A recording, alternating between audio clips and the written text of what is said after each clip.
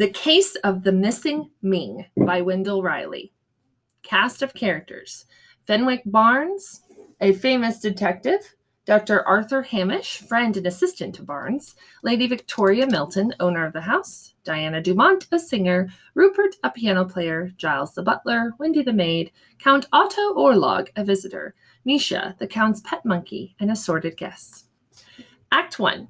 The curtain opens on the music room of the mansion. Diana is singing as Rupert plays the piano.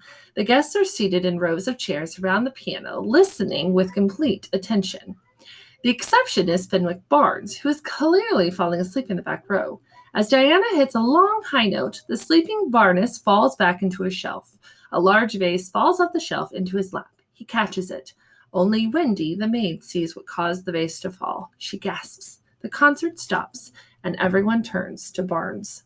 Lady Milton. "Oh, Mr. Barnes, you've saved the day again." Barnes. "A detective is always on his toes, even when he is seated." He stands nearly dropping the vase. Lady Milton, taking the large blue and white vase from his hands. "This vase is priceless to me. It is a rare moon flask from the Ming dynasty in China. It's worth millions. Whatever could have made it fall?"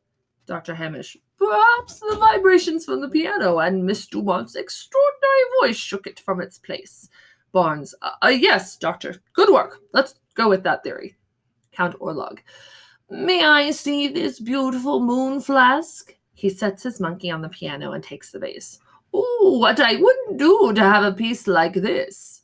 Diana. "Wouldn't we all, Count? Wouldn't we all?" The guests all nod in agreement. Act 2. The next morning, Lady Milton walks into the music room, looks around, then screams. All her guests, including Barnes in a long nightshirt and nightcap, come running into the room. Lady Milton. "My Ming! It's gone! It's been stolen!" Dr. Hamish. "But surely none of your honored guests would do such a thing." Barnes, looking from face to face. "And yet, last night every single person in the room expressed the wish that he or she might possess such a piece of priceless beauty." The guests all mutter amongst themselves, offended. "Someone is missing. Where is Wendy, the maid?"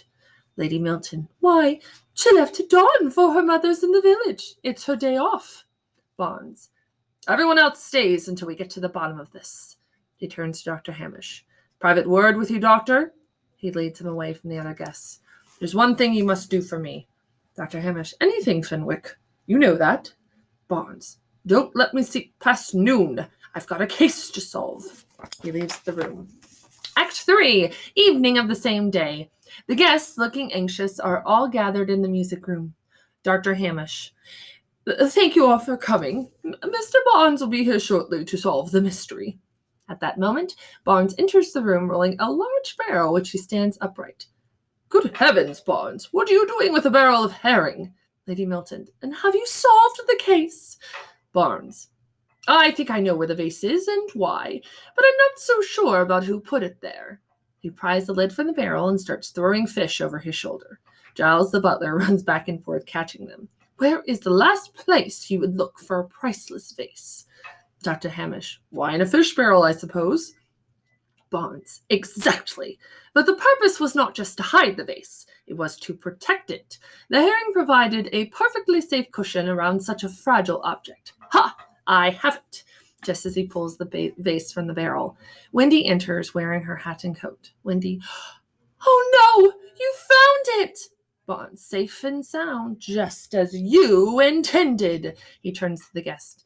"You see, the vase was never actually stolen. After the events of last night, Wendy meant only to protect it." Wendy. "What you try to say is true, sir. I know how much the Ming means to Lady Milton, and you, sir, more than anyone, know how accidents can happen." Barnes. "And that's why you'd best look after this." He walks towards Wendy. He trips. The vase flies high into the air, but Wendy catches it. Case solved.